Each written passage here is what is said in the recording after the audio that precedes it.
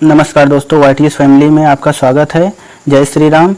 आज मैं आप लोगों को बताऊंगा कि रिस्क मैनेजमेंट क्या होता है। एक बिगिनर के लिए रिस्क मैनेजमेंट होना बहुत ही ज़्यादा ज़रूरी है।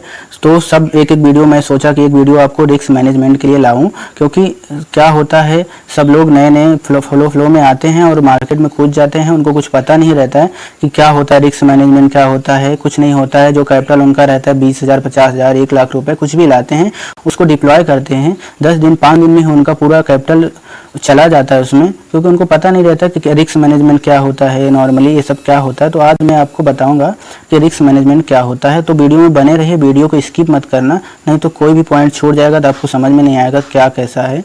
सो आप वीडियो में बने रहिए। फर्स्ट ऑफ ऑल, आप बिगिनर हो तो आपके लिए सबसे पहले ये जरूरी है कि आपके पास कैपिटल कितना है। अगर आपके पास कैपिटल 50K है, आपके पास कैपिटल 50K है, तो आपको इसमें क्या रिस्क मैनेजमेंट रखना चाहिए। तो आपको 50K है तो आप इसको 5 पार्ट में डिवाइड कर लीजिए। 5 पार्ट, कम से कम 5 पार्ट में इसको डिवाइड कर लीजिए। तो उससे क्या होगा, आपको रिस्क मैनेजमेंट के लिए 5 पार्ट में इसको डिवाइड करना है। आपको सबसे पहले इसमें ये देखना है कि मार्केट में लॉस कितना लेना है। आपको पहले प्रॉफिट नहीं देखना है, पहले आपको लॉस अपना जो है वो क्लियर करना है कि हमको लॉस कितना लेना है। एक दिन का लॉस कितना लेना है। अपने को अपने कैपिटल का 10% आपको लॉस लेना है। पहले लॉस को क्लियर कर लो। जैसे आपका कैपिटल है 30,000 रुपये है। अब एक बात मैं बता दूं, कोई भी अगर बिगिनर है तो आप कैपिटल ज़्यादा मत रखो, छोटा कैपिटल रखो। 1,00,000 रुपये मत रखो। आप 30K से स्टार्ट कर सकते हो। Option trading, Nifty, bank Nifty, कुछ भी रहेगा, उसमें भी आप कर सकते हो। तो आप अगर नए हो तो आप 30K से ही स्टार्ट कीजिए। 30K में आपको प्रॉब्लम नहीं होने वाला है। आपको ज़्यादा, और हाँ, 30K से स्टार्ट करो तो आपका जो लॉट साइज रहेगा वो एक ही रहेगा, उससे ज़्यादा नहीं रहेगा। एक लॉट साइज आपको करना है, और उसका आपको जो लॉस है वो पहले लिमिट में पहले ही आपको क्लियर करना है। आपको एक दिन में कितना लॉस लेना है। एक दिन में आपको लॉस कितना लेना है। जस्ट अ सेकंड, मैं दिखाता हूँ आपको। तो आपको लॉस जो है, जैसे आपका कैपिटल जो है, जस्ट अ सेकंड, आपका कैपिटल जो है, सो देखिए आपका जो कैपिटल है 30K है, तो आपका एक दिन का लॉस जो रहेगा वो रहेगा, ये देखो, ये आपका जो कैपिटल है 30K है, एक दिन का लॉस आपका रहेगा 3K, मतलब 3,000 रुपये रहेगा। और 3,000 आपका जो रहेगा भी, वो आपको एक ट्रेड में ही नहीं करना है। जैसे हम स्टार्टिंग में स्टार्ट किए, हमारा पहला ट्रेड हुआ, तो ये जो 3,000 का लॉस है उसको भी आपको 3 पार्ट में, ये जो आपका 3K का लॉस है, जस्ट अ सेकेंड, 3K का लॉस है, ये आपको 3 पार्ट में इसको करना है। 3 पार्ट में डिवाइड करना है। तो उससे क्या होगा, आपका प्रॉफिट होगा, एक बार में लॉस नहीं होगा। जैसे दिन में स्टार्ट हुआ, आपने स्टार्टिंग में ही पूरा अपना कैपिटल वो कर दिया, उसके बाद आपको पहले ही 3,000 का लॉस होगा, तो आप दूसरा ट्रेड कैसे करोगे। इसलिए आप एक ट्रेड में मिनिमम, इसलिए आप 1 ट्रेड में,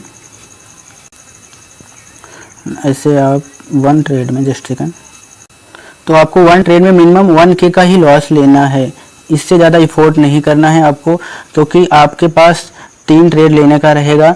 अगर 3,000 का आपका लॉस लेने का लिमिट है तो 1 ट्रेड में 1K का ही लॉस लो, क्योंकि अगर आपने स्टार्टिंग में ट्रेड किया, ट्रेड करने के बाद आपका पहले ही ट्रेड में 3,000 का लॉस हो गया, तब तो आपका दिन का लिमिट पूरा हो गया। तो आप क्या करोगे, आप भावनाओं में आ जाओगे, फिर से सोचोगे कि हाँ मेरे पास अभी 30,000 है, तो आप जो मेरा बचा हुआ है मैं फिर से करता हूँ, हो सकता है मेरा प्रॉफिट हो जाए। तो आप उसमें ऐसे करते करते दिन के आखिर तक पूरा अपना कैपिटल उसमें चला जाएगा, आपका गंवा दोगे। इसलिए बोल रहा हूँ कि आप रिस्क मैनेजमेंट जो है एकदम क्लियर रखो। मार्केट में अगर 30,000 रुपये आपके पास है तो आप उसका जो रिस्क है 3,000 रखो, एक दिन का 3,000 रुपये रिस्क रखो। एंड रिवार्ड जो रहेगा आपका एक दिन का 3 to 5K, आपका रिवार्ड जो रहेगा एक दिन का 3 से 5K आपका ये रिवार्ड रहेगा एक दिन का। इससे ज़्यादा नहीं सोचो। मार्केट में लो, ओपन करो, और अभी नए हो, बिगनर हो तो निफ्टी में ट्रेड करो। निफ्टी में ही ट्रेड करो। अगर आप निफ्टी में ही करो, क्योंकि अभी मेरा एक थोड़ा मेरे पास कुछ ब्लैक बोर्ड वगैरह नहीं है तो थोड़ा प्रॉब्लम है, तो जो मैं लिख रहा हूँ उसको आप समझ लेना, उसके लिए सॉरी। सो आप जो नए हो तो आपको मैं बताऊंगा कि आपको स्टार्टिंग में जस्ट अ सेकेंड, तो आपको एक दिन में 3 ट्रेड करना है। वन डे थोड़ा प्रॉब्लम हो रहा है मेरे को, 3 ट्रेड करना है, उससे ज़्यादा नहीं करना है।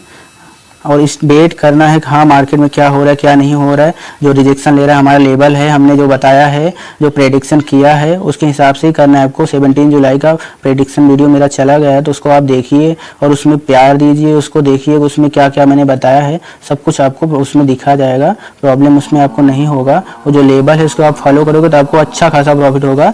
सो उसको आप फॉलो कीजिए। आप एक दिन का आपका 3 ट्रेड होगा। 3 ट्रेड में आप जैसे आपने पहला ट्रेड लिया, मॉर्निंग में आपका ट्रेड और 9:45 तक आपका पहला ट्रेड हो जाएगा, तो 9:45 में आपका पहला ट्रेड हुआ।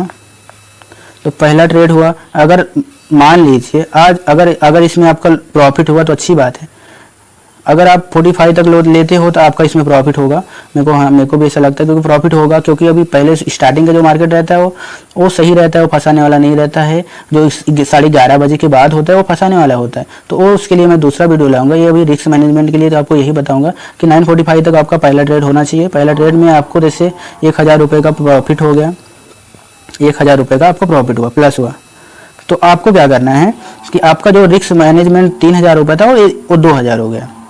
अभी आपका जो रिस्क मैनेजमेंट 3000 रुपये था वो अभी आपका 2000 हो गया। तो इसमें आपको पहला ट्रेड हो गया। तब दूसरा ट्रेड में आपको क्या करना है, दूसरा ट्रेड में आपको जस्ट अ सेकेंड, दूसरा ट्रेड आपको करना है। अगर उसमें आपको दूसरा ट्रेड,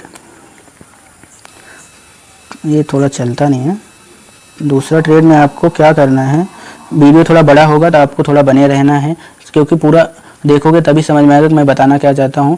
तो दूसरा ट्रेड में आपको स्टार्टिंग से मैं बता रहा हूँ तो सही से समझोगे तो अच्छा खासा आपको समझ में आएगा। दूसरा ट्रेड में आपको जैसे लॉस हो गया, 500 का लॉस हुआ, तभी भी आपको 500 रुपये बचा ना, तो आप दूसरा ट्रेड में 500 का लॉस हुआ तो ठीक है, कोई बात नहीं है। तो तीसरा ट्रेड में आपको अगर अच्छा सिनारियो बनता है तभी आपको लेना है, ऐसा नहीं है कूद जाना उसमें, ऐसा नहीं करना है। बिगनर हो तो कूदना नहीं है उसमें, देखना है क्या करना क्या नहीं है। तो तीसरा ट्रेड में अगर आपको वो 500 रुपये आपके पास तो भी प्रॉफिट रहेगा ना। तीसरा ट्रेड में अगर आपको प्रॉफिट हो जाता है तो अच्छी बात है। वैसे आपको प्रॉफिट हो, आपका ट्रेड चल गया, आपको 1000 1500 कुछ भी प्रॉफिट हो गया, तो इसमें क्या होगा कि आपका जो होगा एक दिन का 1500 हो जाएगा। तो इसमें क्या होगा, आपका रिस्क मैनेजमेंट भी रहेगा, वो भी रहेगा। जैसे पहले दिन का